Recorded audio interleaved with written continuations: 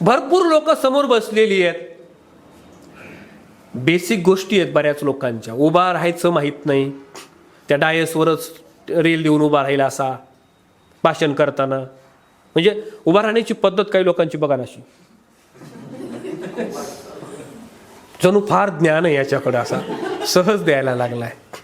तुम्ही कुठला एखादा राजकीय नेता जर ऑब्झर्व केला ना, तर तो उभा राहताना कधीच याच्यावर रेलून उभा राहणार नाही.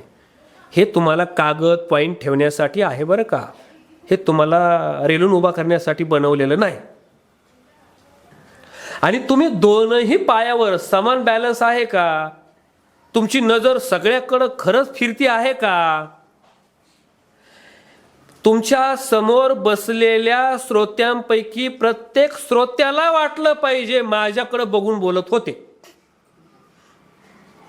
तुमची नजर ही सगळ्यांकडे फिरती असली पाहिजे. मी सांगत असतो झेड आकाराची नजर ठेवा. झेड आकार कसा असतो?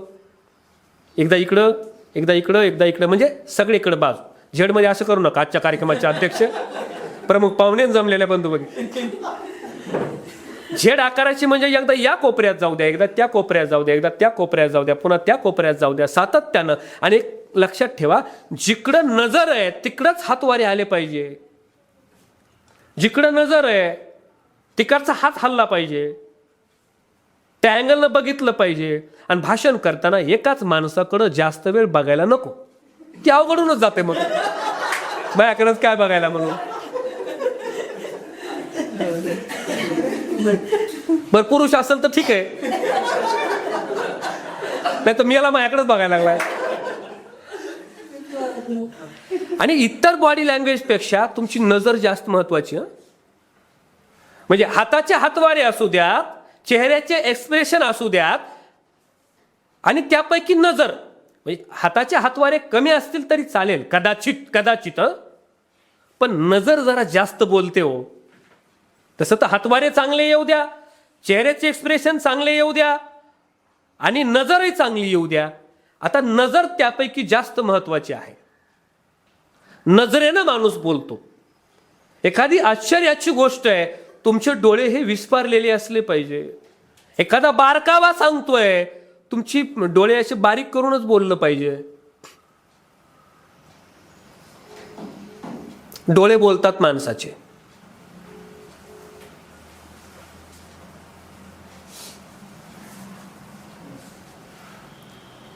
डोळे बोलतात माणसाचे. घरी जर पाहुणे आले, घरी पाहुणे आले आणि तुम्ही चहा सांगितला बायकोला, आणि त्याने आदळआपट सुरू केली, तुम्ही बैठकीतूनच डोळे वटारता. तुम्ही काहीच बोलला नाहीत बायकोला. कोण बोललं? डोळे बोलले. डोळे वटारता का? तिने जोर जोरात भांडे वाजवू नयेत म्हणून. मग ती काय करते? ती पण डोळेच वटारते. तुम्ही बोलला नाही, तुमची नजर बोलते. विद्यार्थ्यांना गप्प बसवण्यासाठी शिक्षक काय करतात? डोळे वटारतात, डोळे बोलतात.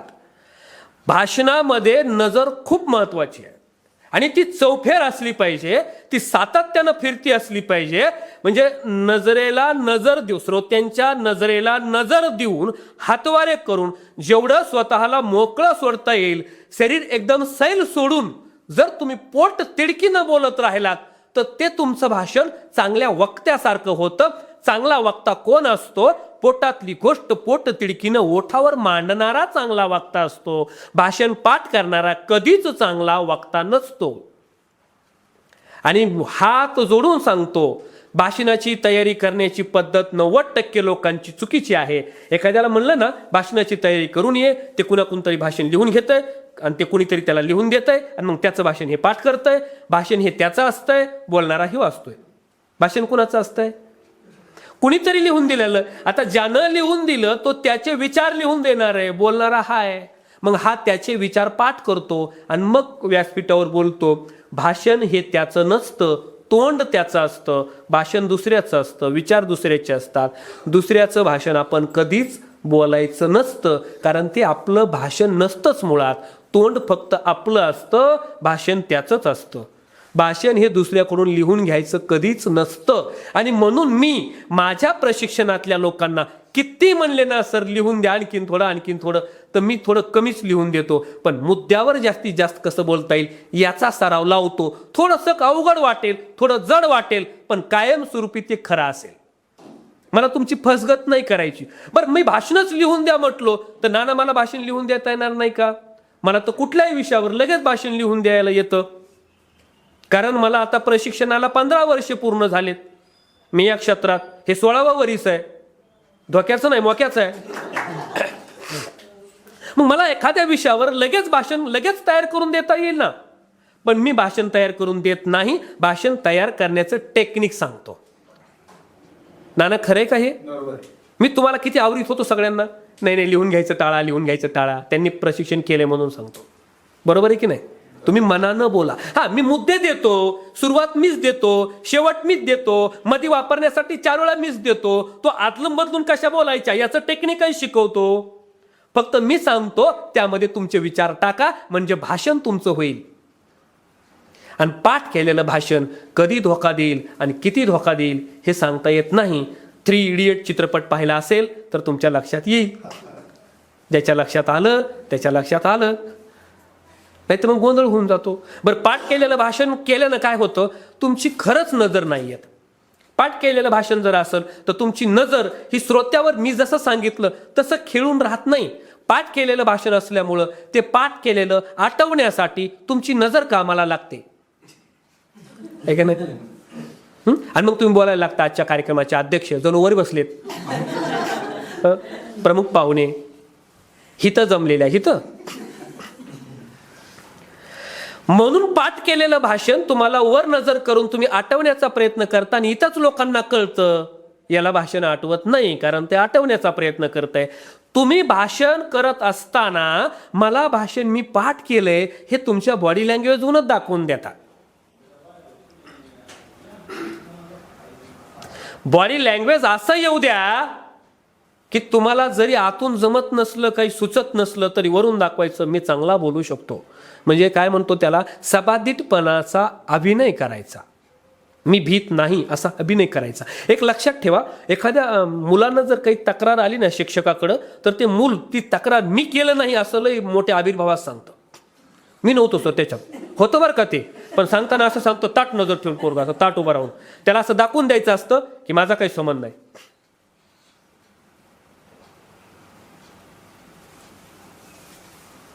म्हणजे ते दाखवतं तसं की माझा याच्यात काही संबंध नाही. भारताचं पहिलं युद्ध कधी झालं ते म्हणतं काय आपला संबंध नाही, काय माहित मला, काय मी नव्हतो त्यात. आणि मुलं खूप हुशार आहे. मी 10-12 वर्ष काम केलं मुलांना शिकवण्याचं.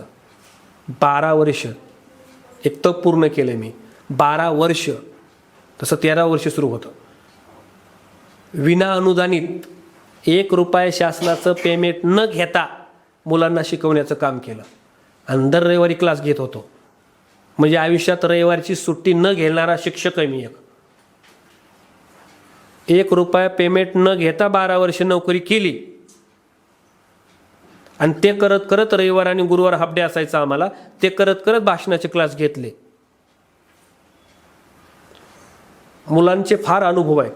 मग आता ह्या 12 वर्षानंतर मी ठरवलं आता मुलांना शिकवायचं बंदच करायचं, फक्त मुलांच्या बापांना शिकवायला चालू करायचं. मुलं हुशार. आणि या तुम्हाला जेवढं जमल ना तेवढं मुलांना स्टेज द्या आत्तापासूनच. मी माझ्या दोन्ही मुलांना स्टेज देतो. आज नाही येणं झालं त्यांचं, पण शक्यतो सेमिनारला घेऊन जातो मुलं मी, सेमिनार असेल तर. आणि दोघांनाही व्यासपीठ देतो, माईक देतो. जे जमल ते जमल, ज्याला जे जमल ते जमल, पण दोघांनाही हातात माईक घेऊन बोलायला लावतो. मला माहिती आहे हे जग बोलणाराच आहे. आपला मीडिया आपल्या हातात झालाय आता. लोकांच्या पाया पडायची गरज नाही. माझं भाषण लोकांना दाखवा, माझं भाषण पेपरवर येऊ द्या. पूर्वी संपादकाच्या पुढे लोटांगण घ्यावं लागायचं माझी बातमी छापा म्हणून. आता तुमची बातमी तुमच्या हातात आहे. तुमचा व्हिडिओ व्हायरल करणं तुमच्या हातात आहे. पण तुम्ही ते व्हिडिओ नाहीत व्हायरल करत तुमचे. तुम्ही व्हायरल झालेले व्हिडिओ बघता. आपला व्हिडिओ व्हायरल झाला पाहिजे, आपलं स्पीच व्हायरल झालं पाहिजे, आपलं स्टेटस लोकांनी ठेवलं पाहिजे, आपला डीपी लोकांनी ठेवला पाहिजे. आपलं स्टेटस निर्माण करावं लागेल तर लोक आपलं स्टेटस ठेवतील, नाही तर आयुष्यभर दुसऱ्याचं स्टेटस बघण्याची वेळ येईल. मला आनंद वाटतो कधी कधी की माझं स्टेटस अनेक पुढाऱ्यांच्या याला असतं, मोबाईलवर असतं. ते इलेक्शनच्या पिरियडमध्ये बोललेलं वाक्य आहेत माझे काही. मग आमदार खासदारांनी माझं स्टेटस ठेवावं असं स्टेटस मी निर्माण केलं, ते वक्तृत्वाच्या जोरावर.